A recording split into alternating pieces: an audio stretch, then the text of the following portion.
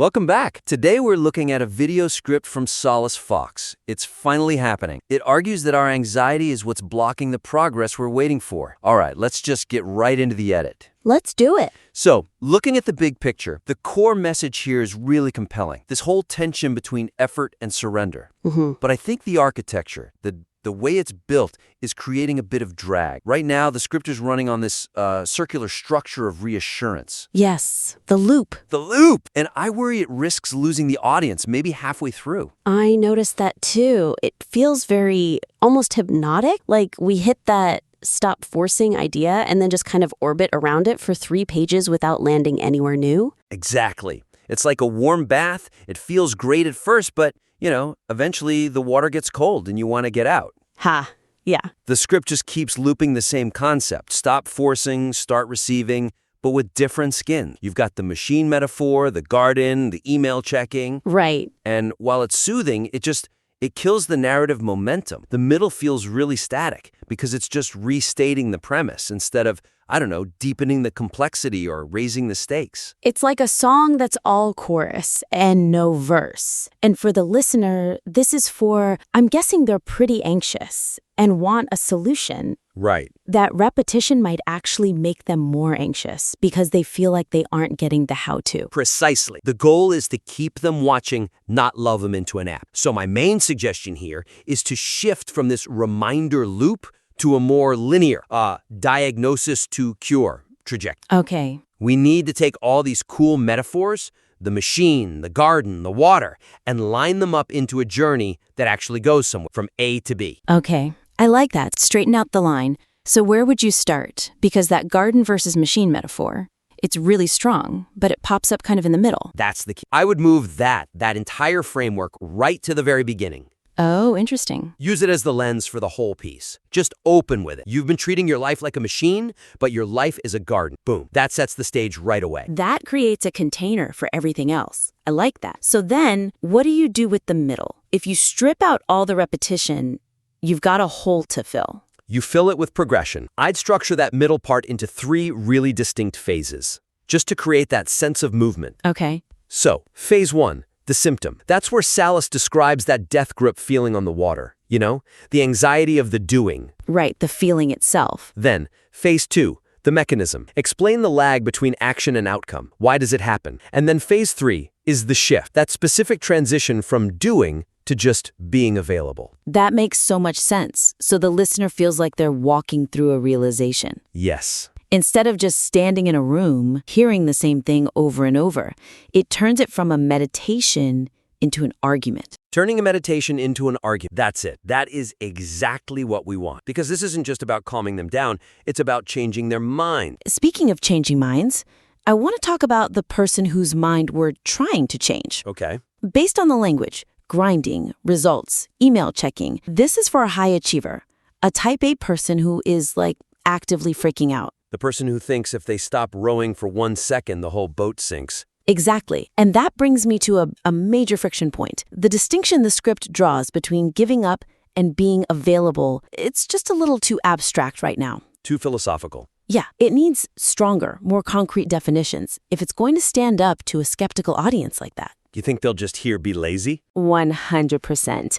You tell a grinder to do nothing, and their brain just translates that to fail. I mean, the script even anticipates it, right? It says, you're probably thinking, I'm telling you to sit on your couch. Right. But the rebuttal is, it's a bit weak. It says there's a massive difference between action and interference, which is true, but it doesn't really operationalize what non-interfering action looks like. That is such a crucial point. A high performer has no idea how to just not do. If you take away their busy work, they panic. They need a replacement behavior. Exactly. We have to give their mind a bone to chew on that isn't the problem they're trying to solve. I'd call it something like high-frequency waiting or active receptivity. Active receptivity. I like that. It sounds productive. So how do we make that concrete? Well, instead of just saying keep your energy clear, let's give them a specific replacement for that mental checklist habit. Okay. Like, for example, suggest that when that urge to fix something comes up, they should physically write down what they've already done. Turn the anxiety into an inventory of planted seeds. Oh, That's brilliant. I'm freaking out about the harvest, so let me go look at the logbook of everything I planted. Right? It satisfies that urge to do something, but without digging up the seeds to see if they're growing. It validates the work they did without adding new work. And there's another line that needs this. The script says, silence isn't the absence of sound, which is poetic, sure. But not actionable. How do you make silence actionable? You treat it as data. I'd suggest expanding on that to explain that silence is a data point. You instruct the listener to audit the silence for specific subtle signals. Ah. Like that internal confidence that's mentioned later on. You tell them, your job in the silence is to listen for the frequency change. Audit the silence. Wow. That's compelling. It appeals to the analytical part of the brain that the script is trying to get them to ignore. Exactly. You're giving the analytical brain a job so the intuitive brain finally do its work. Yes, it makes doing nothing feel like a specialized skill. I'm not on the couch, I'm auditing the silence. A high performer can actually say that to themselves without feeling guilty. Okay, so moving a bit deeper into the logic of the piece, there's a big assumption here we need to pressure test. Okay. The script makes this really bold claim. You've been grinding for so long, planted seeds you've forgotten about. It's a very validating assumption. It makes the listener feel like a hero who just needs a break. It is, but is it always true? I mean, the whole argument rests on the idea that the listener has actually done the work, that they've planted the seed. Right. But what about the person who's struggling because they haven't done? That's the danger zone. There's a real risk here of validating complacency for someone who hasn't done the legwork. The script assumes the silence is always a lag time, but sometimes silence is just silence. It's a lack of input. Exactly. If I haven't planted any tomato seeds, me standing back and waiting for nature to take its course is just going to result in a patch of very confident dirt. Confident dirt, I love that. But you're right, that's a harsh truth. So how does Solace fix that without, wrecking the supportive tone? We need to nuance that lag argument. We have to distinguish between, say, empty waiting, where no seeds are planted, and gestational waiting, where the work is actually done. You have to gatekeep the relief a little. Yeah, to make it more valuable. You give them a way to check which camp they're in. A litmus test. A litmus test, exactly. I'd add a paragraph where Solace asks the listener to verify they're in the lag phase. Something like, if you can look back at the last 6 months and point to the emails you sent, the connections you made, the skills you built, then and only then does this advice apply to you. That's so strong. It makes the advice feel exclusive. It tells the listener you have to earn this rest. And it adds a ton of authority. It's not just a blanket, you're doing great. It's a diagnosis. I'd also refine that universe isn't checking your schedule point. Add a little caveat that the universe does require the initial input. The script should say, flat out, that this advice is dangerous for someone who hasn't started, but essential for someone who won't stop. Dangerous for some, essential for you. That creates such a strong bond with the right listener.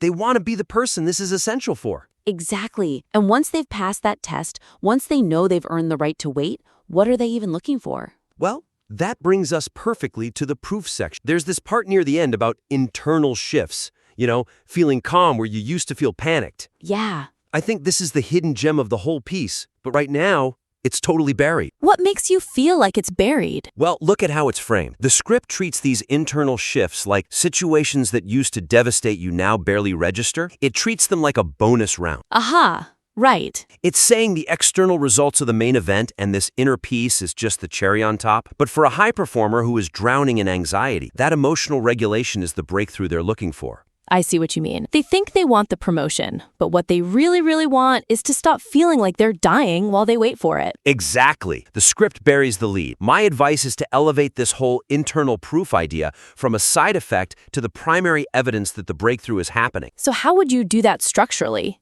Just move the paragraph up? Moving it helps, for sure. I'd put it right at the climax, just before the final call to action. But we also need to reframe the language. We need to speak their language. You mean business language? Yes. Critique the phrasing, external results are just the bonus round, and reframe it with business logic. Say, external results are the lagging indicator, internal peace is the leading indicator. Oh, that is good. That hits the nail right on the head. Right? If you tell a business person your internal peace is the leading metric that predicts Q4 revenue, they will suddenly pay a lot of attention to their internal peace.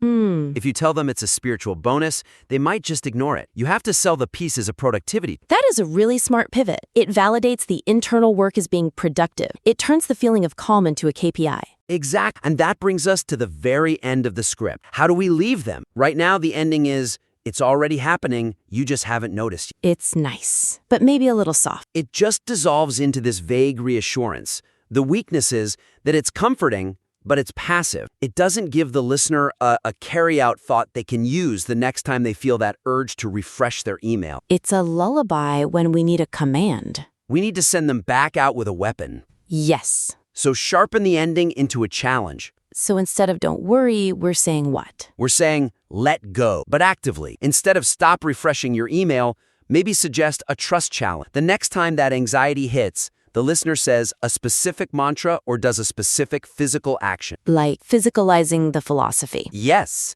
maybe referencing that water metaphor from earlier, literally opening the palm of their hand. And I would rewrite that final line. Instead of the passive, it's already happening. Make it active. Something like, the moment you stop checking for the arrival, you allow it to arrive. Put the phone down. Let it come. Let it come. That's strong. It puts the agency back on the listener, but the agency is about permission, not creation. It empowers them to do the hardest thing there is, which is to stop blocking the door. That changes the energy completely. It goes from there, it'll be okay, to get out of your own way right now. That's the kind of ending that makes someone actually put the phone down. And that's the energy that causes real change. I agree. It moves from being a mood piece to a tactical manual for the soul. Okay, so let's wrap this with a clear action plan for solace. First, structure. Break that loop. Reorganize for a linear progression. Diagnosis, mechanism, cure. And get that garden metaphor right up top to frame everything. Second, definitions. Define active waiting clearly so the audience doesn't just feel lazy. Give them real tasks like auditing the silence or inventorying their seeds, so their brain has something to chew on. Third, qualification. Validate the seeds before you tell them to rest. Use that litmus test to make it clear this advice is for the worker, not the slacker. It builds authority. And finally, value. Treat that internal piece as a leading metric, not a bonus. Sell the calm as a KPI, and end with the sharp behavioral challenge that forces them to actually drop the resistance. Solace, you really have the raw materials here for something profound. The insight is totally correct. It just needs to be sharpened into a tool the audience can really hold on to. Exactly. Trust the editorial lag, just like you're telling them to trust the life lag. You've planted the seeds of a great script. Now just, do a little weeding, move some things around for better sunlight, and let it grow. We invite you to take these notes, apply them, and please submit your work back in for more feedback. We would love to see the next draft. Thanks for listening.